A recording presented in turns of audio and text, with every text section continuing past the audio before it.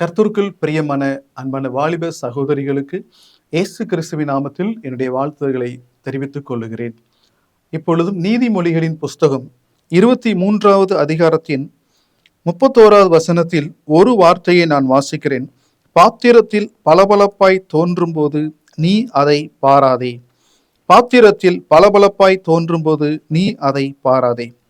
ஒரு மாமரம் இருந்தது, அதில் அநேக கனிகள் இருந்தது, காய்கள் இருந்தது.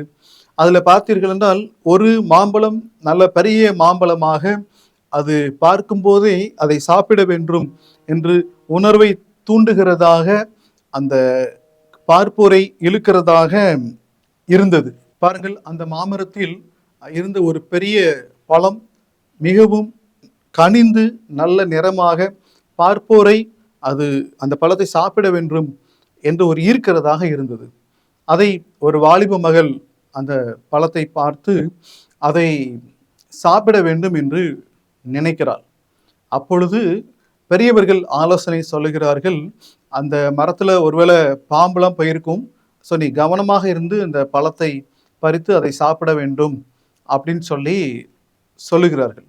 ஆனால் இந்த மகள் பெரியவங்க ஆலோசனையை அசட்டை பண்ணி அந்த பழத்தை பறித்து அதை சாப்பிட்டு விடுகிறாள். பாருங்கள், சிறிது நேரத்தில் அவள் மயங்கி கீழே விழுந்து இறந்து விடுகிறாள். ஏனென்றால் அந்த பழம் இந்த பக்கம் பார்க்கும்போது முழுமையான பழமாக சாப்பிடுவதற்கு ஒரு கவர்ச்சியாக இருந்தது. ஆனால் பழத்தின் அந்த பக்கத்தில் அதை ஒரு பாம்பு அந்த பழத்தை தீண்டி இருக்கிறது. பாம்பின் விஷம் அந்த பழத்தில் இருந்ததினால் அந்த மகள் பரிதாபமாக இறந்து போனாள். பாருங்கள், இப்பொழுது நாம் பார்த்தபடி பாத்திரத்தில் பளபளப்பாய் தோன்றும் போது அதை பாராதே.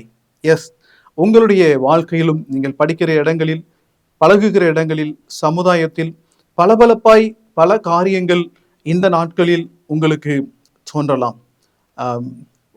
ஏதோ ஒரு குறிப்பிட்ட நபர்களை பார்க்கும்போது அவர்கள் உங்களுக்கு பளபளப்பாய் தோன்றலாம்.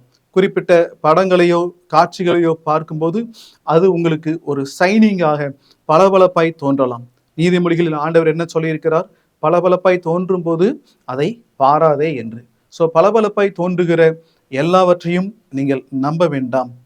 மின்னுவதெல்லாம் பொன்னல்ல என்ற முதுமொழியும் நமக்கு இருக்கிறது. ஸோ உங்கள் வாழ்க்கையில் கர்த்தருடைய வார்த்தையை விட்டு, தாய் தகப்பனுடைய ஆலோசனையை விட்டு டைவர்ஷன் பண்ணி மோசமான இடத்திற்கு நடத்துவதற்காக அநேக நபர்கள் பளபளப்பான அநேக காரியங்களை உங்களுக்கு முன்பாக வைக்கலாம்.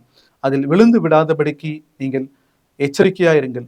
நம்மால் எச்சரிக்கையாக இருக்க முடியாது. தினந்தோறும் ஏசப்பா சமூகத்தில், ஏசப்பா, நான் தவறான மனிதர்கள் பளபளப்பாய் எனக்கு காண்பிக்கும் போது நான் விழுந்து போய்விடக்கூடாது, எனக்கு உதவி செய்யும் என்று ஜெபித்து வேதம் வாசித்து வாழும்போது கர்த்தர் உங்களுக்கு உதவி செய்வார்.